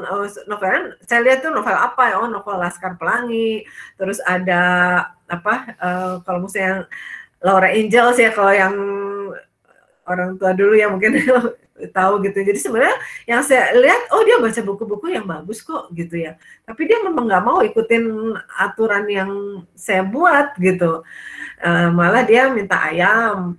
Dia seharian pelihara ayam, ngurusin ayam, baca buku yang dia mau, terus ya kadang main game juga. Nah setelah itu saya bertanya, tapi itu masa itu kira-kira 6 bulan sampai 1 tahun, udah gitu dia kejar belajar terus, bawa buku, bawa kemana-mana pergi juga bawa buku, dia saya minta tutor untuk diajarin gitu. Jadi disitulah akhirnya saya belajar ya, memang ada seperti Bu Fancy bilang ada masa deschooling. Kadang saya bertanya kenapa masa itu. Iya, saya waktu keluar dari sekolah formal, saya udah pikiran saya pengen main sepuas-puasnya dan saya pengen mengerjakan semua yang saya tidak bisa lakukan ketika saya sekolah formal. Nah itulah dia pikirannya. Tapi saat itu dia nggak bisa ngomong begitu karena ya dia belum mengerti tentang dirinya ya, hanya nggak mau suruh belajar, nggak mau gitu ya, dia sendiri lari ke sini ke kamar sendiri gitu ya. Saat itu dia nggak bisa bicara gitu, nggak mengerti tentang dirinya. Tapi sekarang waktu saya tanya kenapa kamu saat itu nggak mau belajar, nggak mau ya belajar sesuai dengan direncanakan gitu ya, belajar suka-sukanya gitu ya. Saat itu saya pikiran begitu, ketika saya dari sekolah formal saya pengen puas-puasin main game sepuas-puasnya, saya bisa mengerjakan sepuas-puasnya apa yang selama ini saya terpendam gitu ya, nggak bisa kerjakan, saya bebas bisa kerjakan apa aja. Tapi akhirnya dia mulai berpikir, terus kenapa kamu sekarang mau belajar? Saya mulai pikir, terus main game terus mau jadi apa saya ya gitu, apa ya gunanya ya, apa manfaatnya buat saya mau jadi apa nih kayak gini main game terus. Akhirnya dia mulai berpikir situ. Terus kayak dia lihat teman-teman yang di sekolah formal, dia melihat teman-teman sekitarnya, kok mereka pintar-pintar ya, kok bisa-bisa ini yang mulai dia pikir, loh saya nggak belajar gimana gitu ya. Nah mulai di situ dia berpikir, akhirnya dia nggak usah disuruh-suruh, nggak usah malah di stop. Mungkin yang kemarin saya juga udah cerita, kami di rumah itu disuruh, udah ya nggak usah belajar ya, udahlah santai lah hari ini nggak usah belajar, sampai gitu kami di rumah. Nah, karena kemana-mana mau makan di luar bawa buku, mau ini semua, aduh maaf ya saya nggak bisa, udah ajakin main nggak bisa. Banyak nih, apa sih homeschooling kok sibuk banget? Iya banyak kerjaannya, saya mau belajar ini, mau belajar ini. Nah itulah sampai tahap begitu tuh memang butuh proses gitu ya. Kita harus sabar, makanya kalau saya bilang sabar gitu ya, perlu terima ya, jangan langsung menghakimi, jangan langsung memandang negatif anak nakal, bandel, nggak mau belajar, pemalas, jangan ada di pikiran kita, jangan gitu. Tapi pikiran kita ya mereka masih ada taraf mengenal diri sendiri, mereka taraf belajar untuk bisa punya kemandirian belajar, mereka butuh belajar, namanya belajar kadang gagal, kadang salah, kita harus menerima mereka. Namanya juga belajar gitu. Belajar kalau udah jago, saya bilang kalau kamu udah pinter, udah bisa, ya nggak usah belajar. Nah, jadi karena itu jangan takut salah gitu. Namanya juga kita belum bisa, makanya belajar. Mungkin gitu sedikit. Silakan kembali ke moderator atau silakan ada orang tua yang lain mau menambahkan. Ya, baik.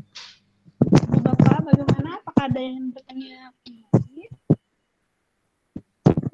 Apakah ada yang mau bertanya tentang bagaimana pembelajaran di komunitas? Mungkin ada pertanyaan tentang tadi tunggal daring dan komunitas daring. Atau mungkin ada informasi dari Kak Reno sebagai koordinator paket B mungkin SMP, ada yang disampaikan tentang proses pembelajaran di paket B?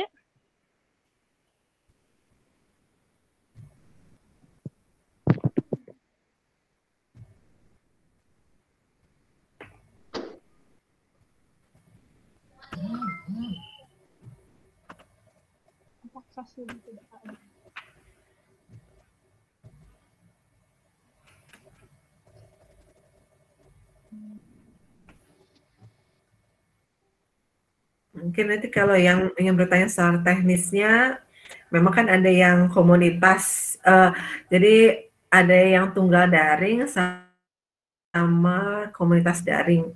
Jadi kalau teknis nanti bisa bertanya ke Kareno, mungkin Kareno belum menyiapkan gitu ya, atau sebenarnya udah disiapkan pembelajaran. Kalau yang teknis mau bertanya silahkan untuk teknisnya. Itu mungkin ada apa? Tadi baca sedikit Ada Bu Fancy. Mungkin Bu Fancy bisa sekalian bisa ngobrol mungkin ya. Apakah bisa lagi on nggak Bu Fancy? Mungkin bisa, Bu Fancy cukup lama menjalankan homeschooling dari kecil ya. Mungkin di sini banyak chat, kalau bisa sekalian cerita. Di sini banyak berbagi juga Bu Fancy. Apakah Bu Fancy? Ya, nah, ya Bu Fancy menjalankan dari kecil sampai akhirnya sekarang memasuki usia remaja. Nah, di sini banyak memberikan tips-tips, tapi kalau mungkin bisa cerita mungkin lebih apa ya, lebih sekalian kalau ada yang bertanya sekarang langsung. Yes, mungkin izin moderator, silakan Bu Fancy untuk bercerita.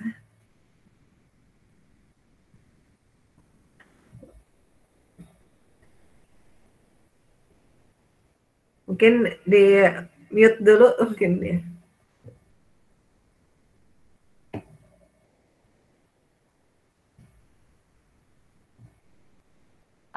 Oh ya, oke. Selamat siang Bapak Ibu semua.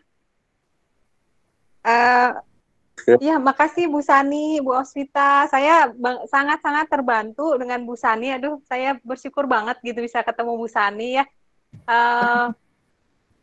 Kami homeschool memang udah lama, tapi saya merasa masih terus belajar. Bahkan udah 6 tahun ini saya masih jatuh bangun lah istilahnya dengan anak-anak gitu. Anak saya yang pertama memang sejak TK langsung homeschool. Dan sekarang umur 13. Jadi kalau tadi cerita tentang gadget, kami baru saja istilahnya melalui itu ya. Jadi pernah ternyata selama mungkin 6 bulan itu ya, sampai 1 tahun itu anak kami, Olivia itu, bisa dibilang seperti kecanduan ya. Dia sendiri yang bilang ya, kecanduan gadget gitu. Jadi memang kami kasih materi pelajaran dan papanya bikinkan jadwal gitu. Cuman kami perhatikan itu kok dari pagi ngerjain, sore masih ngerjain, malam masih pegang buku itu juga gitu ya. Saya sampai, karena yang banyak pegang akademis papanya, saya sempat agak protes sama papanya, ini anak kasihan amat sih homeschool kok kerja dari pagi, siang, sore, ngerjain kerjaan sekolah. Kita rugi dong homeschool, dia nggak belajar apa-apa, cuma belajar materi pelajaran sekolahnya aja gitu. Kebetulan kami ambil materi dari luar, bukan dari kurikulum Indonesia, karena kami tinggal di Singapura dan kami kebetulan banyak di luar gitu ya, banyak di luar negeri gitu. Jadi saya sempat protes sama papanya, sempat dikurangin jadwal hariannya.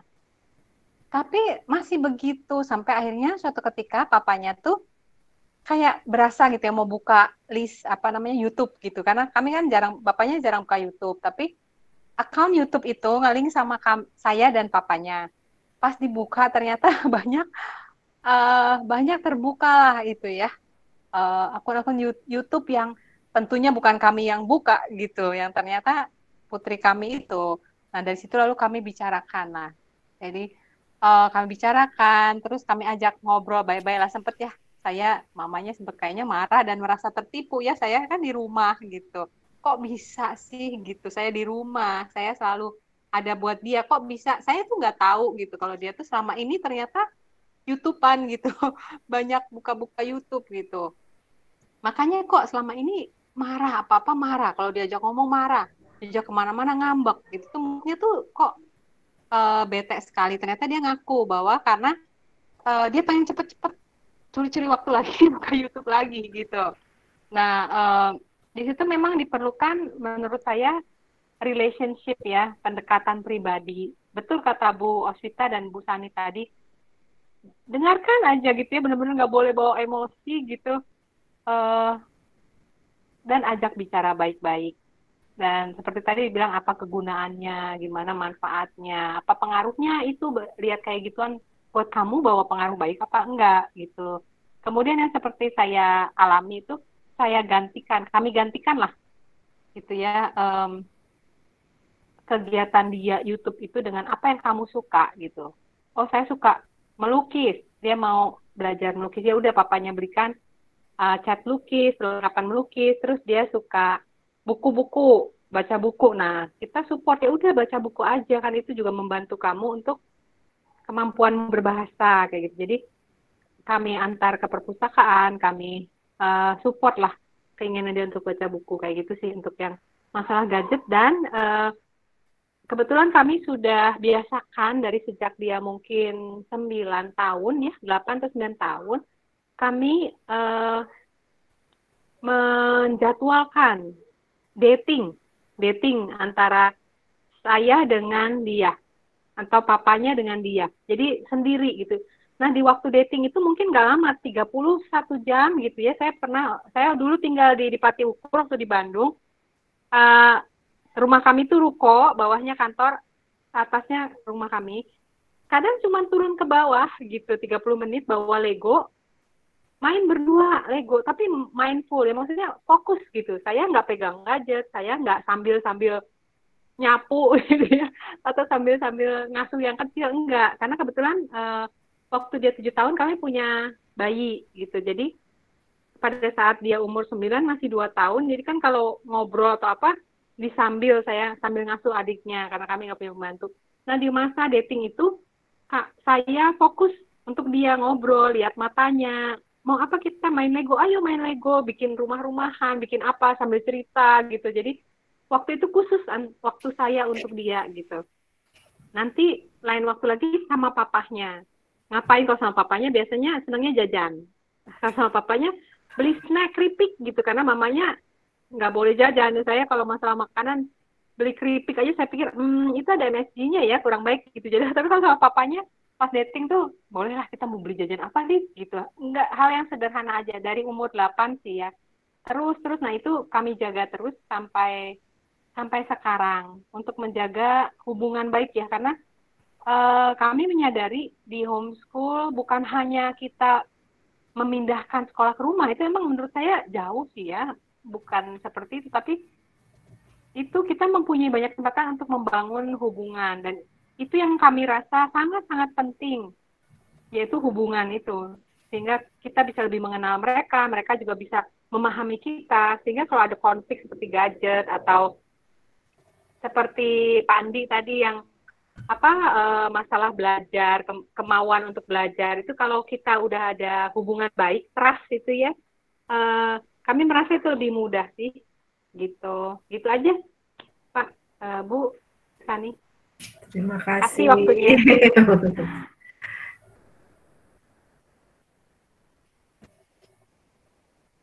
Gimana, silakan ke moderator atau mungkin yang orang tua yang lain. Coba saya lihat siapa yang hadir nih, mungkin yang bisa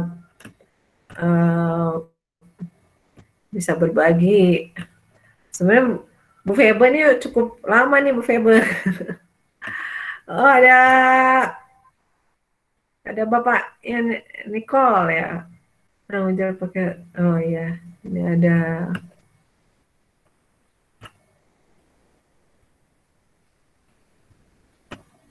Ini mungkin ada yang bertanya, Bu Sani, masalah teknis ya, tentang pembelajaran di komunitas. Ya, saya orang tua dari Dean Razan. Kemarin saya sudah lihat classroom-nya. Razan sebagian sudah selesai modul 1. Laporannya bagaimana ya? Iya. Berarti ikut yang salah satu kami akan rekap per modul tapi di akhir semester gitu. Jadi kan ada yang mau cepat, ada yang lama. Jadi silakan lanjut aja ke modul berikutnya. Mungkin begitu. Silakan lanjut, silakan menjajaki semua. Jadi sudah di Google Classroom itu menurut kami ya, menurut kami udah sediakan, tinggal diambil aja gitu ya. Mau yang mana duluan tinggal diambil aja. Nanti akhir semester ya baru kami lihat. Jadi kayak kita ke supermarket gitu ya, silakan ambil, nanti semua terakhir baru dihitung gitu ya, dihitung yang sudah dikerjakan gitu. Jadi dihitung barang-barangnya apa. Nah, ini juga silakan kerjakan semua. Nanti kalau ada pertanyaan silakan disampaikan, tapi nanti kami akan hitung setelah akhir semester, kami hitung nih gitu. Ini hasil kerja ini seperti ini. Sama nanti kalau SMP nanti ada juga soal The Kuiper, sebenarnya itu sebagai latihan. Ada yang bertanya harus dikerjakan tidak, atau kok materinya apa kok berbeda gitu ya. Nah itu sebenarnya hanya kami memberikan wawasan ini soal formalnya seperti ini nih. Silahkanlah dia lihat latihan. Nah di situ kan bisa mengukur ya, mengukur di sini. Oh kayaknya soalnya kayak gini ya, ternyata ya susah ya kayak gini gitu. Atau kayaknya bisa nih gitu. Jadi kalau itu sebagai latihan dan sebenarnya membuka wawasan, membuka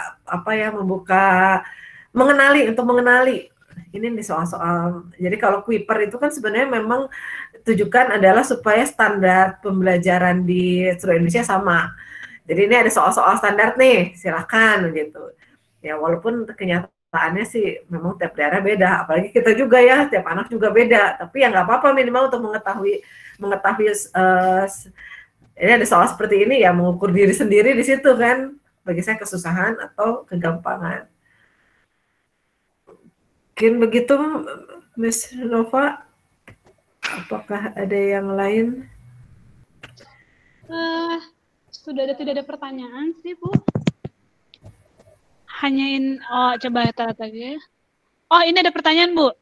Bu, kok Google Classroom dan Kuiper nggak bisa dibuka? Pertanyaan dari Bu Siti Ernawati. Kalau ini ke yang ininya lah, Kak Reno mungkin bisa menjawab. Ke teknis silakan Kak Reno menjawab. Oke. Nggak bisa dibuka, kenapa ya, Bu?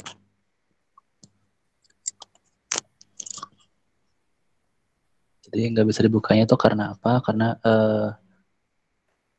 mungkin satu, kalau untuk Google Classroom kemungkinan nggak bisa dibuka itu karena kalau pakai HP berarti belum download device policy. Kalau pakai belum download device policy dan belum masuk ke akun email yang saya kirimkan. Kalau pakai laptop berarti mungkin belum masuk ke akun emailnya, jadi tinggal di ganti akunnya aja, nanti bisa. Kalau passwordnya, kalau untuk Google Classroom itu 1234 HSDF. Kalau untuk Kuiper itu memang belum dibuat, jadi mesti daftar baru dulu. Jadi daftar baru, isi pendaftaran dari Kuipernya di learn.kuiper.com, baru nanti masukin akunnya. Kalau itu masih bisa pasti yang slideshow-nya paling begitu sih, Ibu.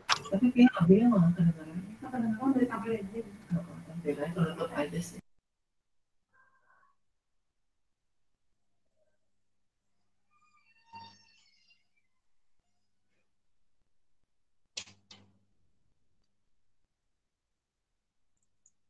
Udah, paling begitu sih, Bu. Kalau ada pertanyaan lagi, boleh japri.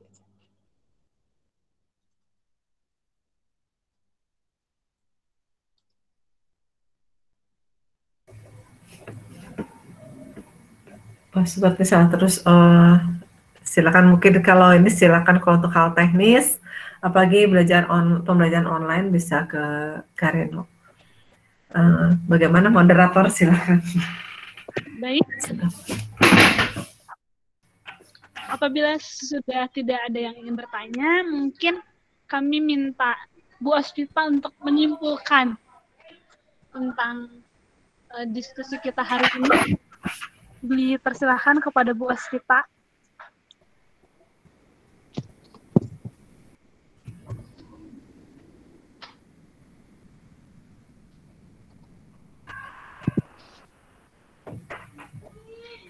Bu Ospita, mic-nya belum di-on-in.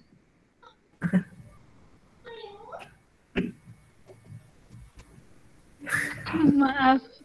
Oke. Baik. Terima kasih, diingatkan, saya lupa aja. Baiklah Bapak Ibu, seperti yang tadi kita sudah bahas bersama, ya, saya coba menyimpulkan dari aspek psikologinya gitu tentang anak-anak remaja kita. Jadi kalau dari obrolan kita tadi, sebetulnya saya membayangkan mungkin beberapa kita masih merasa, aduh bagaimana ya dengan homeschooling ini, teknisnya akan seperti apa. Belum lagi kita punya tugas tambahan yang lain, yaitu memahami kondisi remaja kita, anak remaja kita gitu ya. Jadi ada tugas bersamaan yang harus kita lakukan sebagai orang tua. Nah, cuman yang paling mendasar ya yang tadi saya kan juga bahwa dibutuhkan kerendahan hati dari orang tua untuk mau memahami anaknya atau remajanya, yaitu salah satunya dengan mendengarkan mereka. Bukan kemudian menuruti apa yang salah, tapi yang dibutuhkan oleh anak remaja kita itu sebetulnya sosok yang mau memahami dia, yaitu ya berasal dari mendengarkan apa yang menjadi hal-hal yang dia gumulkan gitu ya, yang dia rasakan, yang dia pikirkan gitu. Dan itu memang tidak mudah Bapak Ibu. Satu sisi bisa jadi kita juga kesel atau nggak sabar dengan perilaku mereka yang up and down begitu ya. Tapi di sisi yang lain sebetulnya kita juga dilatih berempati aja gitu dengan keadaan mereka, karena memang seperti yang tadi saya sudah sempat jelaskan juga, situasi remaja itu penuh dengan perubahan, pencarian jati diri, hal-hal seperti itu gitu ya. Mereka juga sedang melatih dirinya untuk mengendalikan diri begitu, melatih pengendalian diri, melatih untuk jawab gitu ya dengan tuntutan usia remaja mereka gitu. Nah, makanya kita mau tidak mau belajar untuk menyamakan frekuensi. Kalau saya suka bilang begitu, menyamakan frekuensi dalam arti supaya komunikasinya nyambung Bapak Ibu. Jadi ketika kita mau mendengarkan mereka dan mereka merasa dimengerti oleh kita, disitulah kemudian terbangun percaya, bonding yang itu terbangun juga di situ gitu. Nah, artinya juga ketika seperti yang tadi Bu Sani juga cerita, toh mereka ketika bercerita mereka udah tahu kok sebetulnya mereka salah gitu ya. Mereka udah tahu kok bahwa mereka sebetulnya lalai misalnya begitu. Tapi kenapa masih dilakukan ya? Di satu sisi karena mereka memang masih terus dalam proses memahami segala situasi yang terjadi di sekitarnya dan segala sesuatu yang terjadi dalam dirinya. Nah, jadi Bapak Ibu kembali lagi sebagai di homeschooling ini saya terdengar satu perkataan bahwa homeschooling itu sebetulnya basis keluarga. Jadi kesempatan kita sebagai satu keluarga, orang tua dan anak dan saudara-saudaranya dia itu mensupport anak remaja kita. Jadi kalau anak SD kemarin saya bilang kita sebagai orang tua berperan juga sebagai pelatih. Nah, tapi kalau usia SMP dan SMA nggak cuma pelatih, tapi kita sekarang juga sebagai rekan sekerja dan pemandu sorak. Kalau saya bilang pemandu soraknya itu lebih kepada ya ketika anak melakukan satu perbaikan walaupun sangat kecil, tapi kita mengapresiasi dia gitu ya. Jadi ketika kita berhenti terus mengoreksi, tapi imbangi juga dengan apresiasi yang tulus dari kita orang tua. Mungkin itu saja dari saya. Terima kasih atas segala perhatian Bapak Ibu. Mohon maaf bila ada kata-kata yang salah atau ada yang kurang berkenan. Baik, saya kembalikan lagi kepada Kakak Nova. Baik, terima kasih Bos Vita untuk kesimpulannya. Dan terakhir mungkin ada penutup dari Bu Sani. Oke, dari saya sangat berterima kasih ada Bu Osvita ya mendampingi, juga ada keluarga-keluarga sini yang sudah lama bersama-sama, ada Bu Febe, ada Bu Fancy tadi sudah berbagi, harusnya Bu Febe tadi juga berbagi ya, juga yang baru-baru di sini sebenarnya yang lama-lama juga ada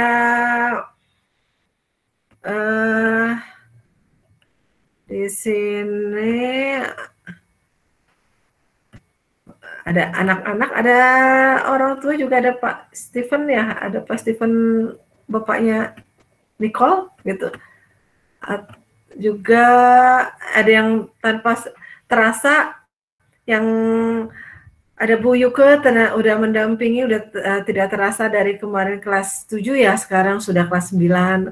Memang waktu-waktu SMP ini kayak cepat sekali ya, sudah mau ujian lagi. Sudah juga ada Glenn ya, yang kemarin kelas baru masuk, sekarang udah kelas 9 lagi. Juga ada yang lain yang kelas 9,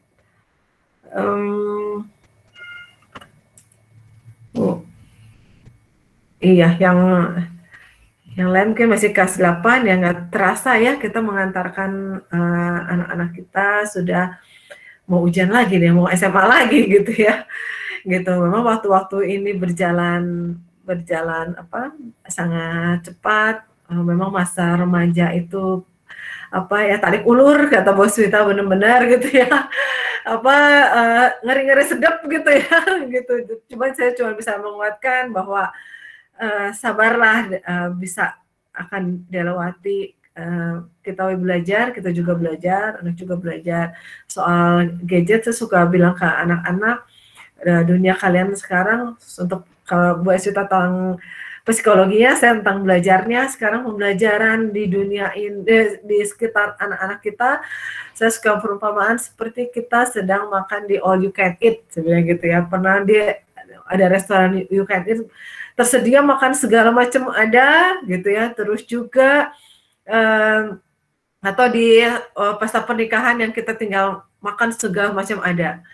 Nah, tinggal bagaimana mengambilnya gitu, dan apakah itu berguna enggak gitu. Jadi kalau soal materi belajar itu di dunia ini, soal ya seperti YouTube itu salah negatif dan tapi positif. Jadi anak saya belajar gambar di YouTube, belajar gitar di YouTube gitu ya. Ya, tinggal ngelihat belajar apa gitu ya. Jadi sebenarnya mau belajar apapun sekarang ada gitu. Nah, tinggal melihat ini berguna buat saya enggak ya. Jangan sampai kita kekenyangan, jangan sampai akhirnya mengambil sesuatu yang saya lagi flu terus minum, kita nggak di all you can eat, kita makan minum yang es yang dingin akhirnya tambah flu gitu ya. Jadi mereka menilai sendiri kalau materi semua bahan belajar itu sangat-sangat banyak. Nah, tinggal mereka mau mengambil atau tidak, mereka mau melangkah tidak, dan merasa butuh enggak gitu. Walaupun dikelilingi dengan makanan, bayangkan misalnya saya suka bilang ke anak-anak, kita di all can eat, terus kamu diam aja gitu. Padahal makanan semua ada, tinggal ambil aja, tapi tidak mau melangkah, tidak merasa butuh gitu. Jadi ya sama aja nggak dapetin apa-apa juga. Nah, bagian kita adalah membukakan nih di sekitar kamu banyak sekali makanan yang bisa dinikmati. Nah, kamu harus melangkah dan kamu harus merasa butuh gitu. Kalau misalnya dia udah kenyang, udah merasa saya yang nggak nafsu makan gitu ya. Nah, itu mungkin yang kita membangun motivasi mereka untuk mereka, ayo kita mengambil semua di sekelilingmu, banyak sekali yang bisa kamu pelajari. Silahkan nikmatilah masa-masa remaja ini untuk belajar sebanyak mungkin. Nah, mungkin penutup, mungkin ini ada, karena saya juga penutup tahun ini, saya sudah tidak ada anak yang homeschooling lagi, mereka akan kuliah. Ternyata anak saya sebelum dia di akhir masanya menjadi homeschooling, dia menuliskan sesuatu. Mungkin itu bisa mewakili anak-anak kita yang nanti akan menyelesaikan homeschoolingnya.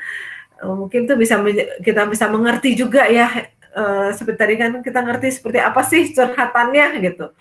Mungkin ini curhatan seorang anak yang sudah melalui masa homeschooling, mungkin bisa mewakili hati anak-anak yang lain ya.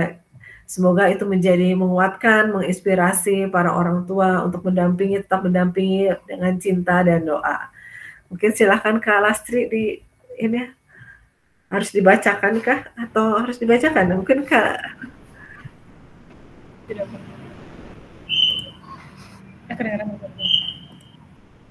Busannya aja yang baca. Ya? Busannya bisa baca. Oh, saya bacakan ya. Harusnya anaknya yang membacain. Cuman dia sebenarnya nggak tahu kalau saya bikinin ini. Cuman waktu saya baca tulisannya, saya sendiri kaget juga gitu ya. Oh, ini hatinya gitu. Kok dia bisa ya mengungkapkan ini? Nggak tahu orang tuanya itu deg-degannya kayak apa gitu ya menghadapi dia belajar. Ternyata akhir dari homeschooling inilah curhatan dia yang dia nggak tahu bahwa saya buatkan ini. Jadi ini sebenarnya rahasia di antara kita gitu ya. Saya buatkan ini, cuman saya pikir semoga ini bisa memberi semangat Bapak Ibu untuk mendampingi anak-anak kita. Ya mungkin saya bacakan ya. pengalaman homeschooling aku.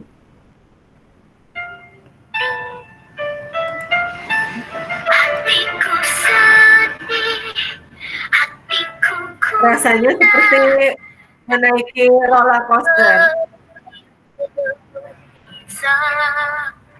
yang bergerak ke atas dan ke bawah dengan tempo waktu yang cepat.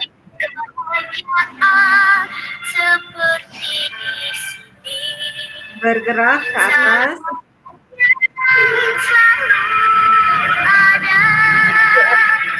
adalah momen merasa percaya diri telah menjadi murid homeschooling 17 tahun.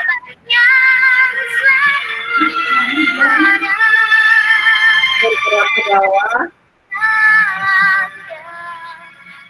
adalah momen ketika aku merasa inferior dibandingkan teman-teman yang telah menempuh jalur pendidikan formal. Dengan berjalannya waktu, aku kembali tersadar bahwa yang dimaksud dengan sekolah tidak dilihat dari seragam, eskul, pro, office, dan hal-hal pemanis lainnya.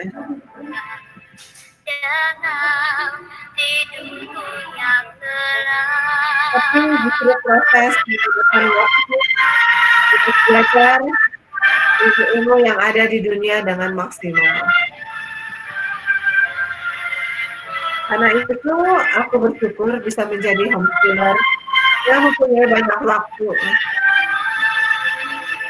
untuk mempelajari ilmu-ilmu yang seru dan membuka wawasan. Tapi juga punya banyak waktu memanjakan diri. Ditambah lagi dengan teman-teman yang suportif terhadap diriku. Membuat aku semakin bersyukur telah memilih sekolah rumah. Sekalipun sekarang aku sudah menjadi alumni, tapi memori-memori yang aku rasakan saat menjadi siswa homeschooling tidak pernah dilupakan. So proud to be a homeschooler. Oke, terima kasih. Silakan kembali kepada moderator. Baik, terima kasih untuk teman-teman dari Busani. Baik Bapak Ibu, akhirnya berakhir juga pertemuan kita dan Google Meet hari ini. Terima kasih. Sampai jumpa di pertemuan-pertemuan berikutnya. Salam semangat semua. Foto dulu, foto dulu.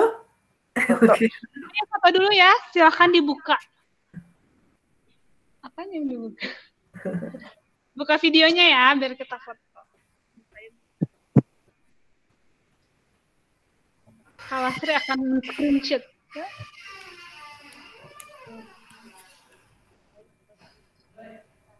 Apa sudah?